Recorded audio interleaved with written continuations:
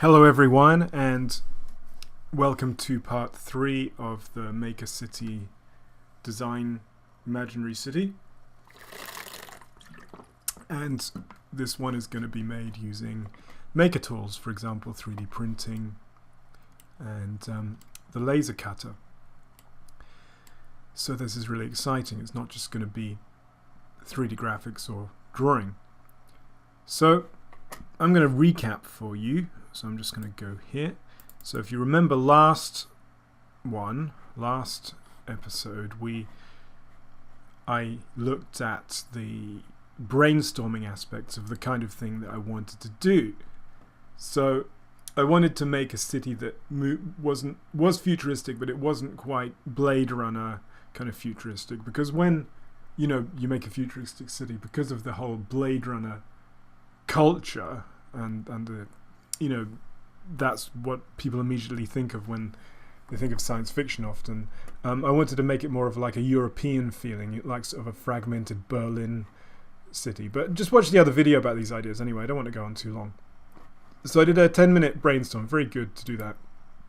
And if you remember, I looked at things like futuristic, fragmented characters in the city. Again, check out the previous video.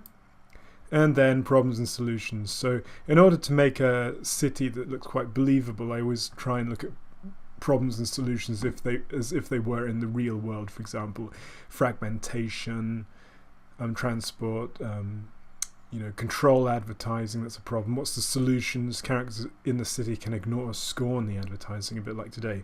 Some of you might scorn the advertising. I really don't like going online at the moment because it's very divide and conquer-ish. It's always this person against this person, and then you have forums and everyone's annoyed and stuff. So it makes you wonder, doesn't it? It's a bit conspiracy theory, but it's almost like social media is making us divided, and then we have that phrase divide and conquer.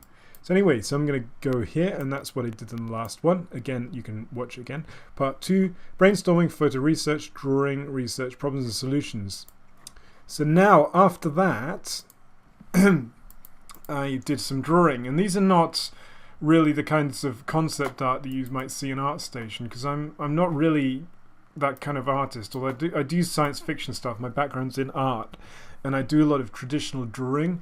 And because I'm not working in a studio at the moment or a brief for a client, these drawings communicate with my own ideas. Yeah, and I'm gonna mention this again. It's what I call organic design.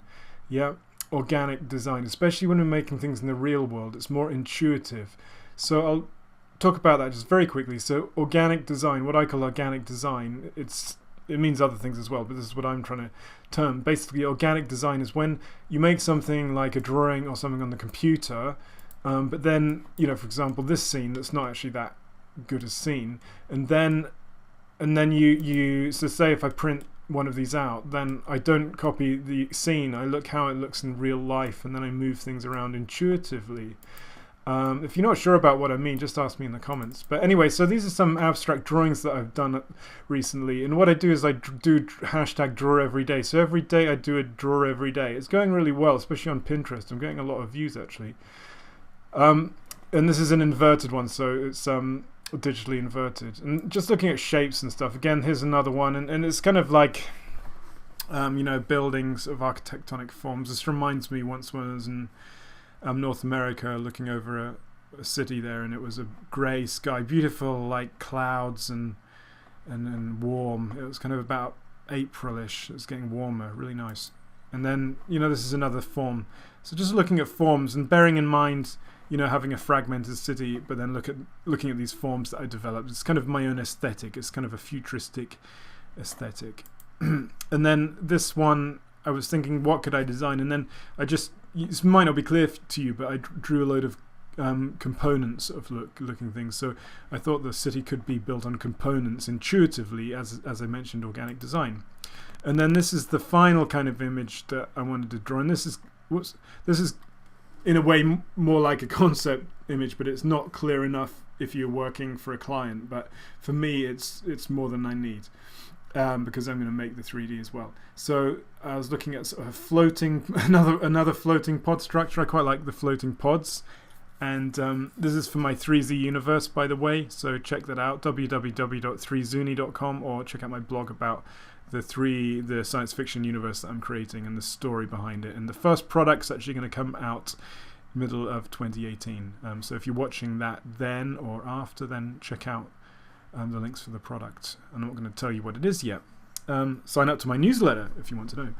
So anyway, so this is the pod structure, and then it's going to have the ground bit that's kind of like a city that's fragmented. Yeah, it's a bit like Berlin, but the floating structure is kind of a city, and then the ground bit is a city. So it's almost like a piece of fine art. It's like looking at ideas in what you're making. You're not just making let's just not just making a futuristic city that looks cool. It's kind of got a message as well, and I think that's where the best kind of art, be it illustration, concept art, or fine art, is when it actually has a sort of an idea behind it, in my view.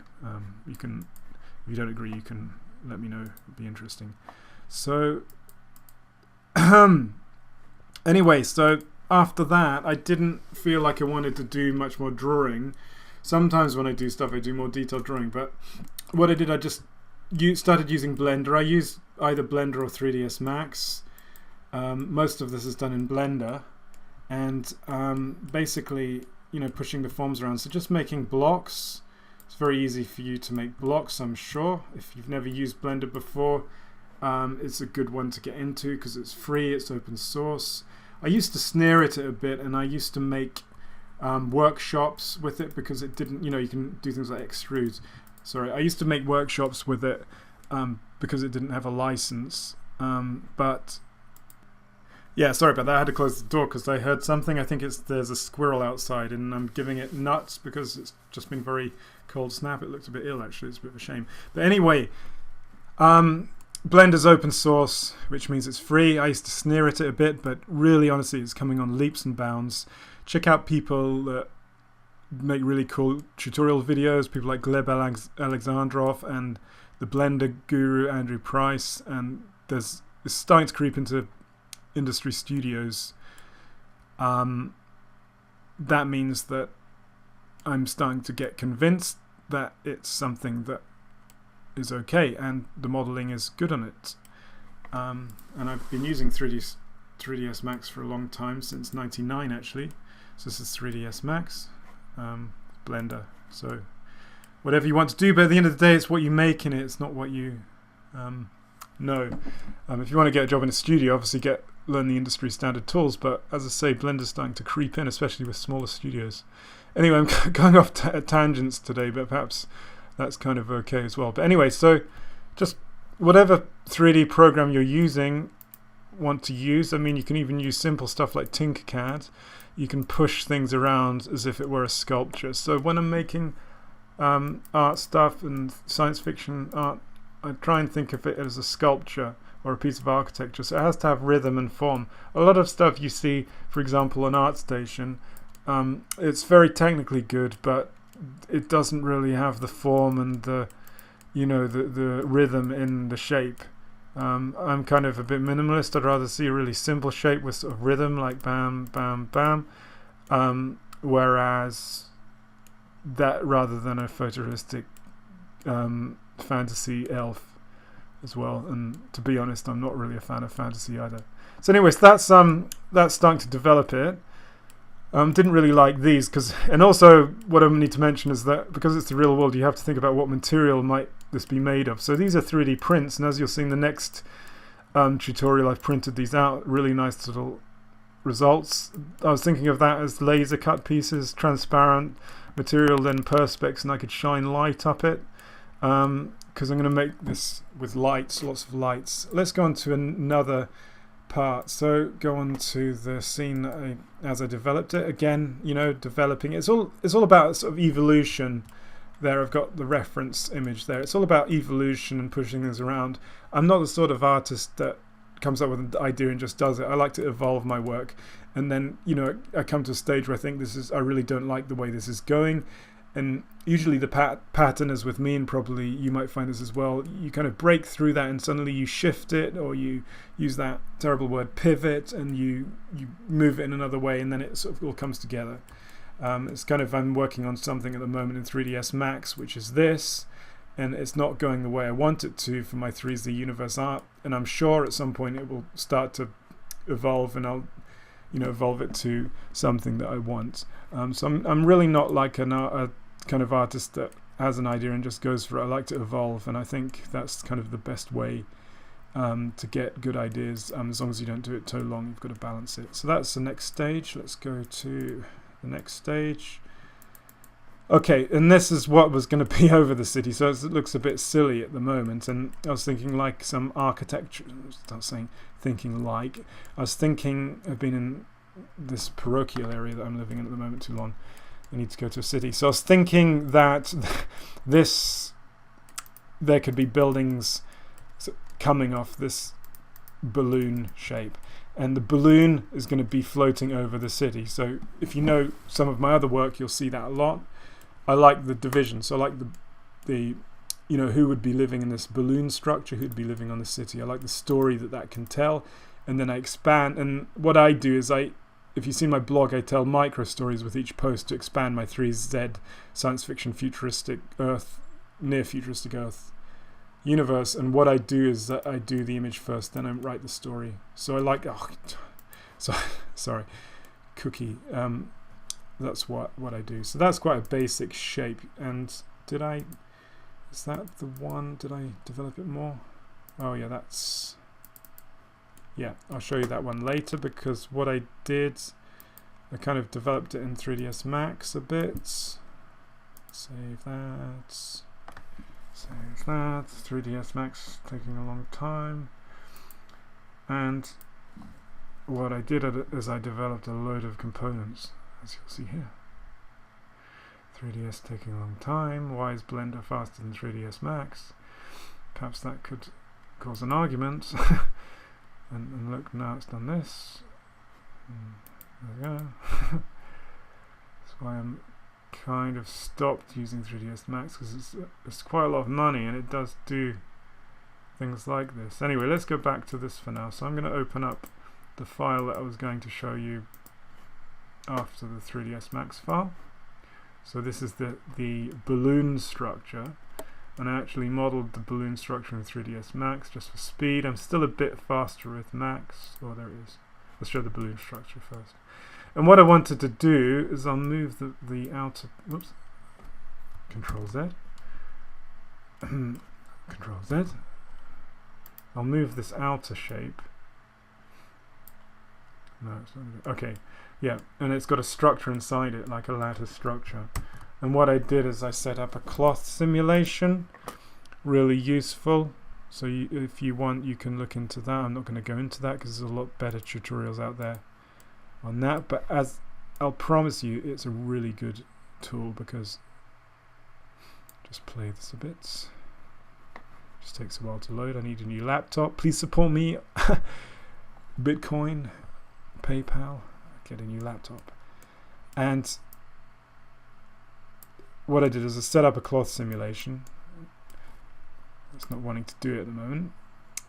And yeah, you can see it's smooth there. Anyway, it kind of falls on the lattice grid, and it gives it a subtle effect. So rather than sort of a pure egg shape, it gives it more of a nicer, realistic feeling, as if it's draping over the structure. And again, thinking about how this is gonna play out, how I'm gonna airbrush this. I've just printed this out, so I go to the 3D printers where I'm working tomorrow, where I'm doing my contract, and I'll see these 3 segments. And I've split the segments up into 3, but perhaps I'll show you that in the later lesson. Here is the final structure. So I've got, it's not the final one, I developed a bit more, you can see that later, but I've got these kind of like interesting patterns that are going to punch holes into the structure. And then what I'm thinking about is having lights, LED lights, it's going to light up. These gantries and this pod, these end pods, they look like, I call them thrusters. They're from the original 3Z floating city. So because it's the same universe, and this floating city is obviously designed by the same people, you know, it does look similar, but this time it's more of a you know, a tensile structure floating pod rather than a you know, a solid structure. And then I've got a rope coming down there, And then at the bottom is this city, which is I've actually put it vertically, so I'm thinking about having it behind the city, because I'm thinking about how it's going to be displayed in real life when I take it to Comic Cons and things, when I promote my 3Z universe, and also as an art piece. Because here, this is where the city map is going to be. And you want to think about reflection and rhythm. So this pattern links with this pattern, so it connects the two cities. So there's this umbilical cord that's going to connect the cities, but also the pattern here connects the cities as well. So that's all good. Sorry, my graphics card's kicking in a bit. I'm just going to pause this, see if it'll go away. Just hang on. Yeah, the graphics card slowed down because I had Substance Painter open. Anyway, so that's a few components. And what I want to talk about again is to mention what I call organic design. So I mean organic design in this case is that these are all made, and some of it's like an Airfix kind of model kit like this. Obviously these are going to snap in here, but I don't yet know the exact color I'm going to airbrush this. I don't know exactly where the lights are going to go. I don't know exactly what the lights will do. The LED lights are either going to be interactive, either going to react to music. And there's a lot of things I don't yet know. So I don't know where I'm going to put the buildings on this piece of Perspex as part of the ground city. What I do know is that I've got a design here is all done, and that is a really good site. It's called Medieval City Generator, and there it's called watabu.itchio. But what you should type into Google is Medieval Fantasy City Generator. I couldn't really find any futuristic city generators because I wanted to make a modernist look, it really came up with the goods here. And you can change the colors, and you can have different sizes. And as you'll see in the next video, you can export it to different formats. And what I've done actually at the moment, I've got the design that you saw first. This is random, by the way, so there's not a set of designs where every time you click it randomizes something. And basically I've got this all etched out on a piece of Perspex. So I'm beginning to make the city, and that's the piece of Perspex is this circle here. So it's all very exciting, and when it comes together, and what will it look like when it's painted. So that's the medieval city generator, and the skyscrapers that you saw on the start Blender file, which was this one. They're kind of going to be about 5 centimeters, or if you're an inch imperial part of the world, it's 1/4 of an inch, is it? They're just little 3D prints. I'm not even sure they need painting. And I'm going to place them on the city like so. So again, I think organic design is very important. So we've got elements of this. This is obviously an Airfix kit mesh, but placing the skyscrapers here, and because this is this circle is going to be see-through Perspex. So there goes the graphics card again. I might have a layer below it with some other lights on it. And what you can do if you have a laser cutter, I'll show you this in the next videos, that you can wrap the LEDs around on the edge and then edge light it, and then this design here will light up like neon. That's pretty interesting. So that's basically it for now. It's a bit of a fragmented video. It's not very teacher like, is it? It's not saying do this, this and this, but this is the nature of how I like to work. I like to work lots of things going on and then bring it together at the end and make something fairly simplified and professional. So that's basically it. And then this is the city for the 3Z universe, and when I've made the art, then I make a story, then I put it on blogs, on my blog. So if you've seen that, just keep watching. You can sign up to my newsletter. As soon as I release the art, then it goes onto the blog. And the really exciting thing about this, as well as the original floating city, a lot of these models I'm gonna when I've made my first product, I'm gonna have these as 3D print downloads. If you go to also www.3zuni.com, which is the landing page for my 3Z universe, science fiction universe, you can find out more about it. It's set in a near future dystopia. It's sort of mainly in America, in North America, and you can get, if you sign up to my newsletter, you can get not only notification of when my art comes out, and hopefully find that interesting. But at the moment, if you sign up, you get a free mini image of one of my art pieces, and that was the one that was on the IO9 blog. It's one of the first art pieces I did for the 3Z universe. And then you can also get a free 3D print file of a character from the 3Z universe. So that's basically it. If you'd like to comment and ask questions, feel free to do so. As I said, check out my website, check out 3zuni.com to sign up to my newsletter. Feel free to PayPal donate or Bitcoin donate. If you don't want to pay but you like this, please comment or share. It really does help me. And there you go. So next part of this video series, if you're watching it later on, it'll be linked here, and the next part is about how I'm going to go about constructing all of this on Maker tools in the FabLab that I'm doing a contract at the moment. For example, this is going to be 3D printed, and laser cuts, wooden cuts, etc, and then how I'm going to start to finish it off. So please tune in for that. Subscribe to the YouTube channel here to get notification as soon as that comes out. Thanks so much for listening. This is a bit of a random rambling video, but that's just how I wanted to do it tonight. So thanks very much, and bye for now. Have a good day, evening, night, wherever in the world you are, and give us a shout out. Let us know where you are as well, because travel is good. Bye for now.